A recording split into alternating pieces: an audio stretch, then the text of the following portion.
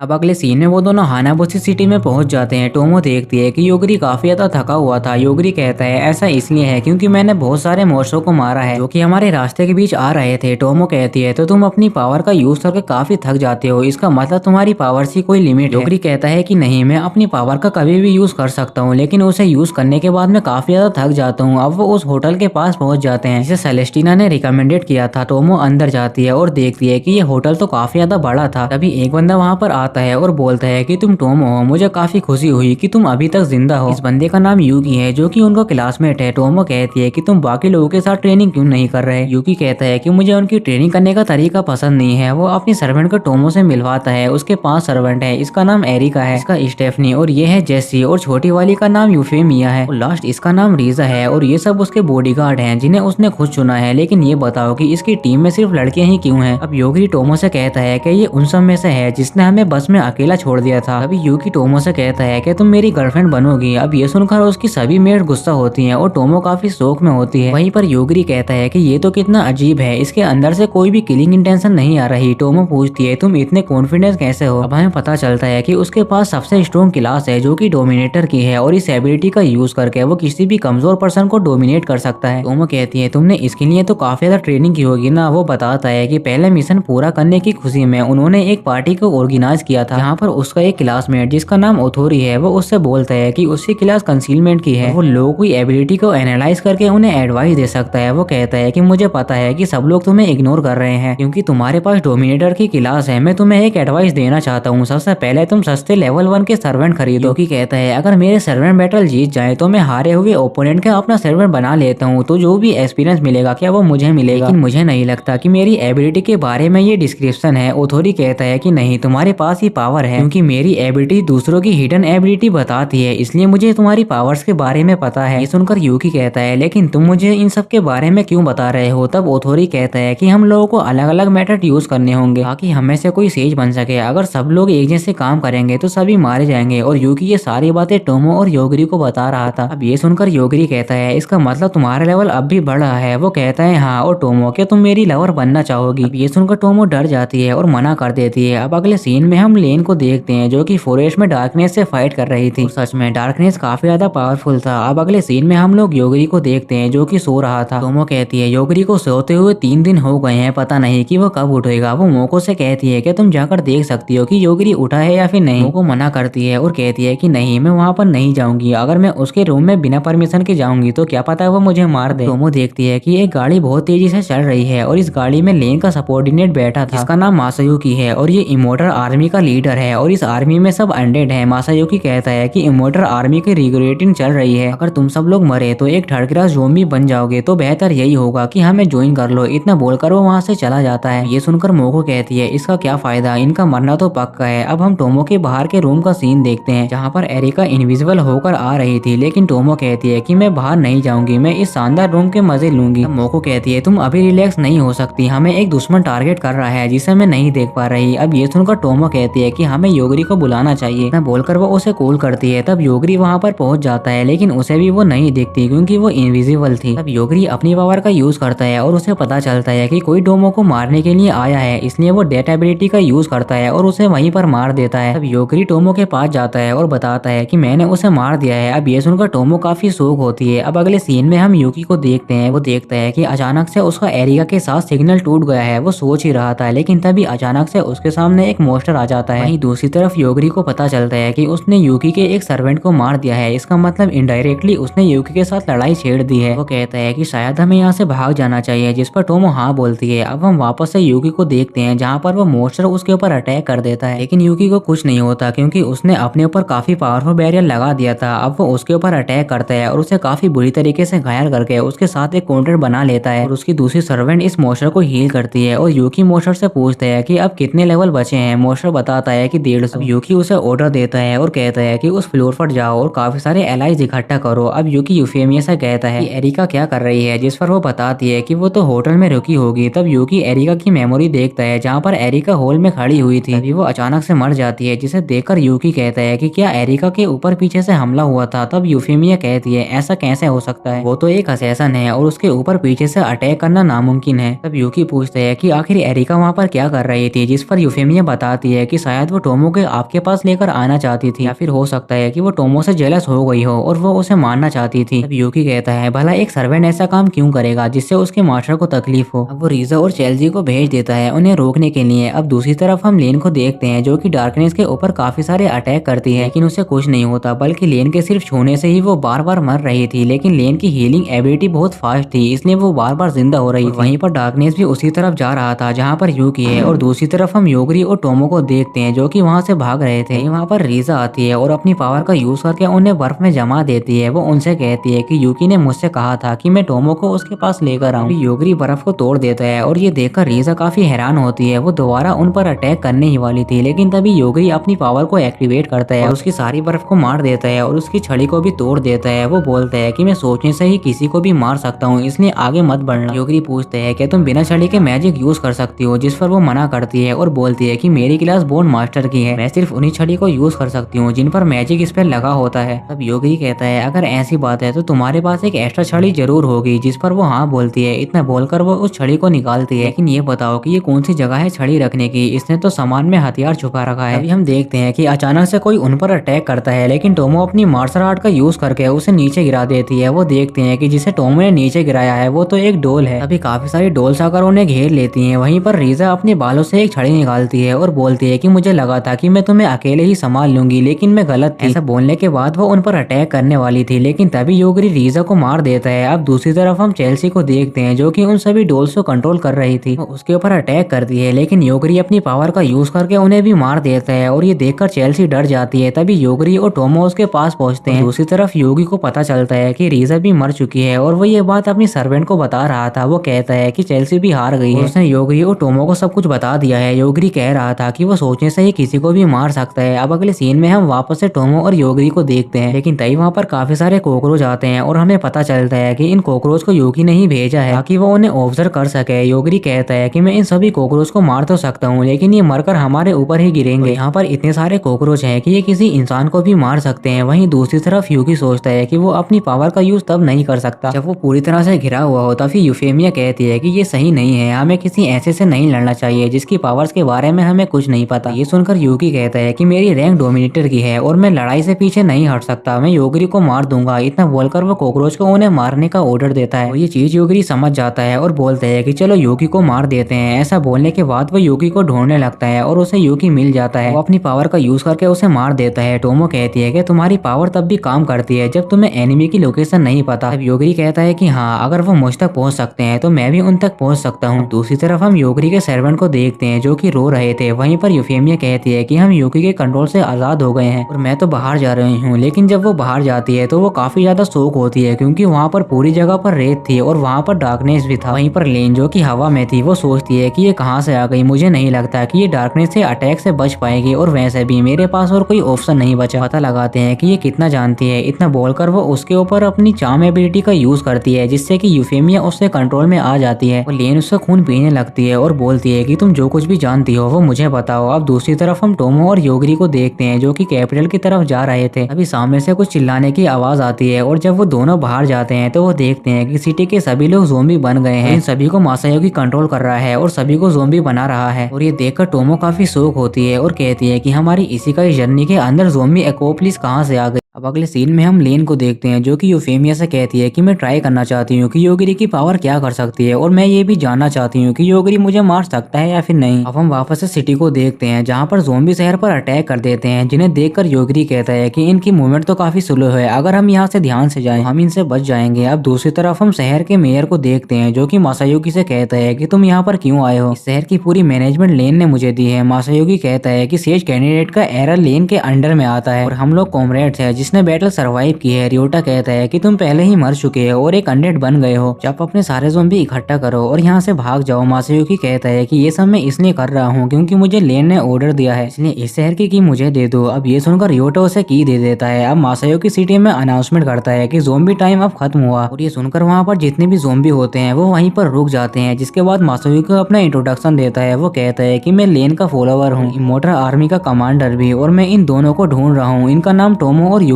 है और 1 घंटे के अंदर इन्हें सेंटर प्लाजा ले आओ। और अगर सिटी के लोग ऐसा नहीं करेंगे तो यहाँ पर जितने भी ज़ोंबी हैं वो वापस से चलना शुरू कर देंगे और तुम लोग यहाँ से भाग भी नहीं सकते क्योंकि बैरियर की वजह से तुम लोग यहाँ पर लोग हो और अब तुम्हारे पास सिर्फ 2 ऑप्शन है, या तो तुम उन दोनों को हमारे पास ले आओ या फिर ज़ोंबी बन जाओ। अब ये सुनकर रियोटा गुस्सा होता है क्योंकि वो मासायोगी लोगों को नुकसान पहुंचा रहा था। अब दूसरी तरफ हम शहर के लोगों को देखते हैं टोमो और योगी को ढूंढ रहे थे, जिसे देखकर योगी कहता है कि अब हमारे पास कोई और ऑप्शन नहीं है, हमें यहाँ से भागना ही होगा। वो दोनों आपस में बात कर ही रहे थे लेकिन तभी कुछ लोग उन्हें ढूंढते हुए वहाँ पर पहुंच जाते हैं। योगी बोलता है अगर तुम लोग आगे बढ़े तो मैं तुम्हें मार दूंगा, लेकिन वो उसकी बात नहीं मानते और अटैक करने के लिए आगे बढ़ते हैं और ये देखकर योगी उन्हें मार देता है और बाकी के लोग वहाँ से भाग जाते हैं। योगी कहता है कि हम मासायोगी से नेगोशिएशन कर पाएंगे और ये देखने के लिए वो प्लाजा आ जाते हैं। योगी मासायोगी के पास जाता है, कहता है कि हम लोग ट्रेन में बैठना चाहते हैं ताकि हम रॉयल कैपिटल में जा पाए, तो क्या तुम सिटी में लगे बैरियर को हटा सकते हो। अब ये सुनकर मासायोगी गुस्सा होता है और बोलता है कि मैं तुम्हें यहाँ से भागने नहीं दूंगा। योगी कहता है अगर ऐसी बात है तो मैं तुम्हें मार दूंगा। अब ये सुनकर मासायोगी गुस्सा होता है और अपनी इमोर्टल आर्मी को उनके ऊपर छोड़ देता है। वो कहता है कि ये लोग पहले से ही मरे हुए हैं, इसलिए तुम इन पर अपनी एबिलिटी का यूज नहीं कर सकते। लेकिन योगी बोलता है कि सभी लोग मर जाओ और इतना बोलते ही उसकी अनडेड आर्मी खत्म हो जाती है। ये देखकर मासायोगी हैरान होता है और रियोटा भी काफी ज्यादा डर जाता है। वो बोलता है कि मुझे छोड़ दो, मैं इस शहर का मेयर हूँ और मेरा इन सबसे कुछ लेना देना नहीं। मासायोगी कहता है लेन के तुम्हें इन सब के बारे में पता था। इतना बोलकर वो अपनी पावर अप करता है और योगरी से बोलता है कि तुम मेरा कुछ नहीं बिगाड़ पाओगे। इतना बोलकर वो अपने आप को ट्रांसफॉर्म करने लगता है, लेकिन उसके ट्रांसफॉर्म होने से पहले ही योगरी उसे मार देता है, जो देखकर टोमो कहती है तुमने उसे इतनी जल्दी क्यों मार दिया, हमें तो उसके साथ नेगोशिएशन करना था। अब बैरियर कौन हटाएगा? योगरी कहता है इसकी चिंता मत करो, ये बैरियर हट जाएगा। जिस पर रियोटा हाँ बोलता है और कहता है कि मुझे मत मारना। योगरी कहता है कि चिंता मत करो, हम तुम्हें नहीं मारेंगे। रियोटा बताता है कि एक सेज जिसका नाम लेन है उसने मासायोकी को ऑर्डर दिया था तुम्हें मारने के लिए। टोमो कहती है लेकिन सेज का नाम तो सियोन है ना। रियोटा बताता है कि सियोन एक दूसरी सेज है, लेकिन लेन के पास इस सिटी का पूरा कंट्रोल है और उसका सबऑर्डिनेट होने की वजह से मैं इसका पूरा ख्याल रखता हूँ। टोमो कहती है लेकिन सियोन ने तो हमें सेज बनने के लिए कहा था, तो लेन नाम की सेज हमें मारना क्यों चाहती है? रियोटा कहता है कि वो मुझे नहीं पता, क्योंकि मैं सेज के बीच टांग नहीं अड़ाता। तभी मोको योगरी को बुलाती है, जिस पर योगरी कहता है कि मुझे पता है कि काफी सारे लोग हमारे पास आ रहे हैं हम लोगों को मारने के लिए। और ये देखकर रियोटा मासायोकी के पास जाता है और वो उस चाबी को ढूंढने लगता है और कहता है कि अगर वो लोग होली मैजिक यूज कर रहे हैं सिटी का बैरियर तुम लोगों को सेफ रखेगा। ऐसा बोलने के बाद वो उससे चाबी ले लेता है, लेकिन वो चाबी काम ही नहीं कर रही थी, जो देखकर रियोटा सोचता है कि कहीं लेन ने तो बैरियर को मैनिपुलेट नहीं किया। दूसरी तरफ हम यूफेमिया को देखते हैं, जो कि लेन से कहती है कि मास्टर ये मेथड तो काफी डेंजरस है। लेन उससे पूछती है कि तुम्हें क्या लगता है कि योगरी कितना खतरनाक है? यूफेमिया कहती है कि मेरे हिसाब से तो वो एक मिथिकल बीइंग है, बेहतर यही रहेगा कि हम लोग उसके साथ ज्यादा इन्वॉल्व ना हो। जिस पर लेन कहती है कि तुम्हें क्या लगता है मैं ऐसे ही यहाँ से भाग जाऊंगी? अब वो मन में सोचती है कि यूफेमिया को तो मेरी पावर के बारे में पता है, लेकिन फिर भी उसे लगता है कि योगरी मेरे लिए एक खतरनाक ओपोनेंट बनेगा। दूसरी तरफ हम शहर के लोगों को देखते हैं, जहाँ पर वो टोमो और योगरी को घेर लेते हैं, जिसे देखकर टोमो कहती है कि तुम पिछली बार की तरह सोर्स को नहीं मार सकते, क्योंकि उन लोगों को मैनिपुलेट कर रहा है। योगरी कहता है कि नहीं, इस बार का अलग सीन है, पिछली बार वो सर्वेंट लिंक थी। तभी हम देखते हैं कि काफी सारे लोग उनके ऊपर अटैक कर देते हैं, लेकिन योगरी अपनी पावर का यूज करके उन्हें मार देता है, जो देखकर रियोटा को काफी बुरा लगता है। अब दूसरी तरफ हम डार्कनेस को देखते हैं, जो कि इस शहर के अंदर आने ही वाला था। ये देखकर लेन कहती है कि ये काफी बढ़िया टाइम है, अगर मैं ये डायरेक्टली नहीं कर सकती तो मैं ये इनडायरेक्टली करूंगी। हम ऐसा कुछ करेंगे जिससे वो सब लोग मर जाएं। इतना बोलकर वो अपनी एक कॉपी बनाती है, जिसे देखकर यूफेमिया कहती है आखिर ये क्या है? जिस पर लेन बताती है अगर मेरी बॉडी राख भी बन जाए तो मेरी एबिलिटी मुझे इंस्टेंटली रिवाइव कर सकती है और मैं इसी पावर का यूज करूंगी अपनी कॉपी बनाने के लिए। अब हम देखते हैं कि लेन की वो कॉपी अपनी काफी सारे क्लोन बना लेती है, तो देखकर योगरी समझ जाता है कि उनका जो दुश्मन है वो और भी ज्यादा पावरफुल हो गया है। तभी हम देखते हैं कि वहाँ पर अचानक से डार्कनेस भी आ जाता है और जो चीज भी वो टच कर रहा था वो सैंड बन जाती है। हम देखते हैं कि वो डार्कनेस अब भी उन्हीं की तरफ आ रहा था। दूसरी तरफ लेन कहती है कि मेरी कॉपीज के पास योगरी की कोई भी मेमोरी नहीं है, तो इन लोगों के पास कोई भी उसे मारने की इंटेंशन नहीं है, इसलिए अब से जो भी होगा वो एक नेचुरल डिजास्टर होगा। वो अपने क्लोन से कहती है कि तुम्हारे सामने जो डार्कनेस है अगर वो कुछ भी अबनॉर्मल बिहेवियर करे तुरंत सिटी के अंदर चले जाना। ये सुनकर एक क्लोन उसके पास आती है और पूछती है कि कैसा अबनॉर्मल बिहेवियर? अब लेन कहती है जब डार्कनेस अटैक करेगा या फिर मर जाएगा। अब हम उसी डार्कनेस को देखते हैं जो कि इस शहर के अंदर तबाही मचा रहा था। वो देखकर टोमो कहती है अगर तुम इसे मार सकते हो तो मार दो। योगरी थोड़ा सोचता है और कहता है कि मुझे थोड़ी सी बुरी फीलिंग आ रही है, लेकिन जो भी हो मैं इसे ऐसा नहीं छोड़ सकता। इतना बोलकर वो उसे मारने को कहता है और हम देखते हैं कि वो डार्कनेस मर जाता है। अभी आसमान से उनके ऊपर अटैक होता है, जिसे देखकर योगरी सबसे नीचे होने को बोलते हैं और उसकी वजह से वो दोनों बच जाते हैं, लेकिन शहर के काफी सारे लोग मर जाते हैं। और ये देखकर योगरी कहता है कि मैंने डार्कनेस को तो मार दिया है, लेकिन ये कोई और चीज है जो कि उसके साथ ब्लेंड कर रही है, जो कि हमारे ऊपर अटैक कर रही है। इसका मतलब इस चीज को पता है कि मैं क्या कर सकता हूँ और अभी मैं इसे देख भी नहीं सकता। ये सुनकर टोमो कहती है कि मैं उसे देख सकती हूँ, उसने रेड कलर की ड्रेस पहनी है और वही आसमान से गिर रही है, वो भी बहुत सारी। अब ये सुनकर रियोटा कहता है कि वो तो लेन है। वहीं टोमो योगरी से कहती है कि तुम इसे मार सकते हो। योगरी कहता है कि नहीं, क्योंकि वो मुझे निशाना नहीं बना रही है, इसलिए मैं उसे नहीं मार सकता। अभी टोमो रियोटा से पूछती है कि ये सारी लड़कियां एक जैसी क्यों लग रही हैं, आखिर कितनी सारी लेन है? रियोटा कहता है कि शायद लेन अपनी पावर का यूज कर रही है, उसके पास सुपर रिजनरेट एबिलिटी है जिसका यूज करके वो अपनी बहुत सारी कॉपीज बना रही है। ये सुनकर रियोटा कहता है कि मेरी क्लास मेयर है और मैं इस शहर को वर्ल्ड लाइफ व्यू से देख सकता हूँ। इतने समय से मैं डैमेज को देख रहा था और अब मैं अटैक के पैटर्न को समझ गया हूँ। लेन सेम जगह पर 2 बार अटैक नहीं करती है और अटैक एक दूसरे के क्लोज नहीं है। ये सुनकर टोमो कहती है अगर इस चीज का एक पैटर्न है तो हम समझ सकते हैं कि अगला अटैक कहाँ होने वाला है। इस पर रियोटा कहता है हाँ, अगला अटैक यहाँ पर होगा और मैं तुम लोगों की पूरी मदद करूंगा। सिटी का पूरा कंट्रोल मेरे पास है, मैं उन सभी लोगों को वहाँ टेलीपोर्ट कर दूंगा। योगरी कहता है ठीक है। वो टोमो से बोलता है तुम यही रहना और चुप जाना। टोमो कहती है कि नहीं, मैं भी चलूंगी क्योंकि मैं हमले को देख सकती हूँ। वहीं मोको कहती है कि हाँ, हमें भी ले चलो, मेरे पास एक स्पेशल ट्रिक है। अब रियोटा उन लोगों को टेलीपोर्ट करके वहाँ से चला जाता है। वो दोनों एक दूसरे के हाथ पकड़ते हैं और तभी आसमान से उनके ऊपर अटैक हो जाता है और टोमो ये देख लेती है और योगरी को बता बता देती है। तब योगरी अपनी एबिलिटी का यूज करके उसे मार देता है और अब वो क्लोन काफी तेजी से नीचे गिरने लगता है। तब मोको अपनी उसी सीक्रेट अटैक का यूज करती है और असल में ये एक शील्ड होती है जो कि उन लोगों को काफी सेफ रखती है। मोको बताती है कि ये शील्ड उसे उसी रोबोट यानी अग्रेसर से मिली है। ये काफी फ्लेक्सिबल और हार्ड है। अब हम लेन की सारी कॉपीज को देखते हैं जो कि मरकर नीचे गिर रही थी। ये देखकर लेन हैरान होती है और कहती है एक इमोर्टल वैम्पायर आखिर मर कैसे सकती है। वो यूफेमिया को बताती है कि मेरी कॉपी सब डिस्ट्रॉय हो चुकी हैं। सभी कॉपीज एक वैम्पायर से बनी हुई थी, इसलिए जब एक मरी तो सभी लोग मर गए। ये सुनकर यूफेमिया कहती है कि मैंने पहले ही कहा था कि हमें योगरी के साथ ज्यादा इन्वॉल्व नहीं करना चाहिए। लेकिन लेन कहती है कि कोई बात नहीं, अब मैं अलग कॉपी बनाऊंगी। लेकिन हम देखते हैं कि अचानक से योगरी की पावर उसे लग जाती है और वो मर जाती है। लेकिन मरने से पहले वो सोचती है कि दूसरे डायमेंशन में से मेरी बॉडी मर गई है, आखिर योगरी ऐसा कैसे कर सकता है। लेकिन वो बोलती है कि आखिर मैंने उस लड़की को बचा ही लिया। अब वो जिस लड़की की बात कर रही थी उस लड़की की अब आंख खुलती है और वो काफी कंफ्यूजन में होती है। उसके हाथ में एक स्टोन होता है जो कि अब ग्लो करता है और उसके सामने लेन होती है। वो कहती है अगर तुम इस वीटोज को देख रही हो तो इसका मतलब है कि मेरी स्कीम सक्सेसफुल हो गई है, मैं मर गई हूँ और तुम सरवाइव कर गई हो। सबसे पहले मैं एक्सप्लेन करती हूँ कि असलियत में तुम हो कौन। तुम एक कॉपी हो जो कि मुझसे बनी है, लेकिन तुम एक सेपरेट पर्सन हो। इसके पास कोई भी मेमोरी नहीं है और ऐसा मैंने इसलिए किया ताकि तुम योगरी की अटैक से बच जाओ। और योगरी का नाम सुनकर वो लड़की शर्मा जाती है। वहीं दूसरी तरफ हम रियोटा को देखते हैं जो कि टोमो और योगरी को शुक्रिया बोलता है उसकी सिटी को बचाने के लिए। अब टोमो योगरी के पास आती है जो कि कार में बैठकर गेम खेल रहा था। अब टोमो इस कार को स्टार्ट करती है और वो लोग वहाँ से चले जाते हैं। अब अगले सीन में हम एक मोस्टर को देखते हैं जहाँ पर एक लड़की काफी आसानी से उसे हरा देती है और इस लड़की का नाम रियोका है जो कि योगरी और टोमो की क्लासमेट है और अभी इसकी पावर समुराई की है। अब वो लोग अपने बेस में वापस आते हैं जहाँ पर सभी स्टूडेंट होते हैं। रियोका अपने रूम में जाती है लेकिन हम देखते हैं कि उसके रूम में एक लड़की होती है जिसका नाम कैरल है और रियोका उसका स्मार्टफोन वापस देने के लिए आई थी। जो देखकर रियोका कहती है आखिर तुम करना क्या चाहती हो। वो कहती है कि मैं योगरी को मॉनिटर करने वाला टूल देखना चाहती थी लेकिन ये इम्पॉसिबल है। हमें पता चलता है कि कैरल की क्लास निंजा की है। वो रियोका से कहती है क्योंकि हम लोग अपने वर्ल्ड में वापस नहीं जा सकते तो इस बात को सीक्रेट रखने का क्या ही फायदा। ये सुनकर रियोका कहती है अगर तुम भी योगरी को मॉनिटर कर रही थी तो क्या तुम्हारे पास मॉनिटर टूल नहीं है। कैरल कहती है कि हम लोगों ने एक सैटेलाइट स्पेशली योगरी के लिए ही तैयार की थी जो कि हमेशा योगरी पर नजर रखती थी, लेकिन इस वर्ल्ड में आने के बाद वो सैटेलाइट काम नहीं कर रही क्योंकि वो तो हमारे वर्ल्ड में ही रह गई। अब जैसे ही रियोका अपने फोन ऑन करती है तो वो काफी शॉक होती है और बोलती है कि पहला डोर ओपन हो रहा है।